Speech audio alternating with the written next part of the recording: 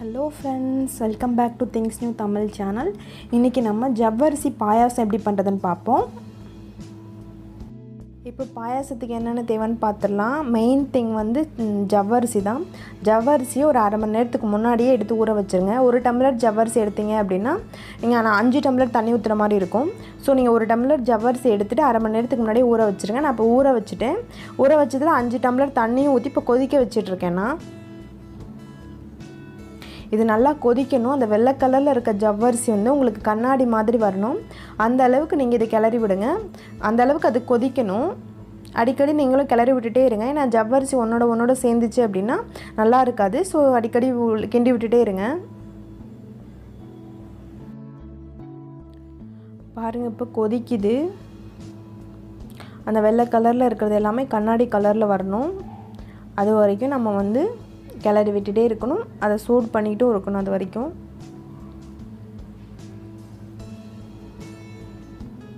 கொஞ்சம் மிதமான சூட்லேயே வச்சுக்கோங்க. ரொம்ப ஹை ஃப்ளேம் வேணாம்.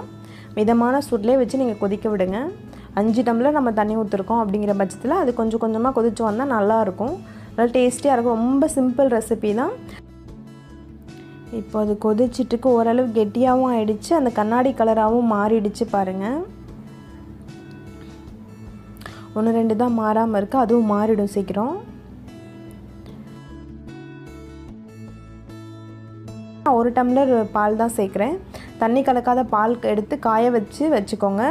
காய வச்ச பால், தண்ணி கலக்காத பால் 1 டம்ளர் நான் இப்போ இதில் சேர்க்குறேன்.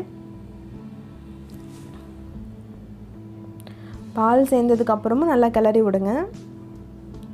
பால் சேர்த்து கொஞ்சம் நேரம் கொதிக்கணும். அப்போ தான் வந்து அது ரெண்டும் சேரும், நல்லாயிருக்கும். இப்போது பாலும் ஜவ்வரிசி நல்லா மிக்ஸ் ஆகிடுச்சு. இதில் நம்ம இப்போ சர்க்கரையை சேர்த்துடலாம். 1 கப் சர்க்கரை எடுக்கிறேன். அந்த 1 கப் சர்க்கரை இதோடு போட்டு அதையும் கிண்டி விடுங்க. நான் எப்படின்னா எந்த டம்ளரில் நான் எடுத்தேனோ அதே டம்ளரில் தான் எல்லாமே நான் உங்களுக்கு சொல்கிறேன். எல்லாமே ஒரு டம்ளர் தான் எடுக்கிறேன். ஜவ்வரிசிக்கு தண்ணி மட்டும் 5 டம்ளர் நான் எடுக்கிறேன். நல்லா கிண்டி விடுங்க. அடுத்தது கொதிச்சுட்டே இருக்குது. இப்போ ஒரு 4 ஏலக்காவை எடுத்து தட்டி போட்டுக்கோங்க. உங்களுக்கு ஏலக்காய் பவுட்ரு பண்ணி போனால் பவுட்ரு பண்ணி போட்டுக்கோங்க. நான் இடித்து வச்சுருக்கேன். இடித்ததோடு போடுறேன். ஏலக்காய் போட்டிங்கன்னா செம்ம வாசனையாக இருக்கும். நல்லா டேஸ்டியாகவும் இருக்கும். உங்களுக்கு வேணாம்னா நீங்கள் போட வேணாம். இது போட்டால் நல்லா இருக்குங்கிறதுனால நான் 4 ஏலக்காவை போட்டிருக்கேன். நல்லா கிண்டி விடுங்க. அவ்வளோதான், ஆல்மோஸ்ட் நம்மளுக்கு ரெடி ஆகிடுச்சு.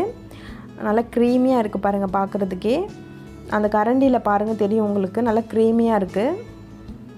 இப்போ லாஸ்ட்டாக நம்ம என்ன பண்ணணும்னா முந்திரி பருப்பு, அந்த உலர் திராட்சை, அதை ரெண்டையும் நீங்கள் நெய்யில் வறுத்து போட்டுக்கலாம். எனக்கு உலர் திராட்சை பிடிக்காது அப்படிங்கிறதுனால நான் முந்திரி பருப்பு மட்டும் இதில் வறுத்து போடுறேன். ஆப்ஷனல் தான் உங்களுக்கு எல்லாமே.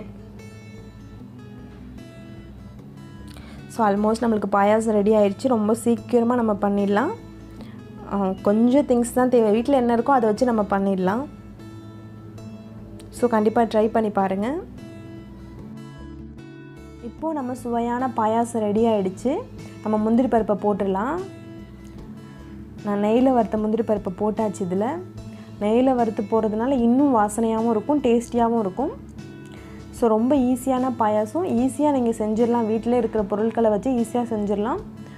ஸோ கண்டிப்பாக நீங்கள் ட்ரை பண்ணி பாருங்கள். இந்த வீடியோ உங்களுக்கு பிடிச்சிருந்தது அப்படின்னா மறக்காமல் சப்ஸ்கிரைப் பண்ணுங்கள், லைக் பண்ணுங்கள், ஷேர் பண்ணுங்கள், கமெண்ட் செக்ஷனில் கமெண்ட் பண்ணுங்கள். தேங்க்ஸ் ஃபார் வாட்சிங். இன்னொரு புது ரெசிபியோட வேறு வீடியோவில் உங்களை மீட் பண்ணுறேன். Tata, bye bye, take care.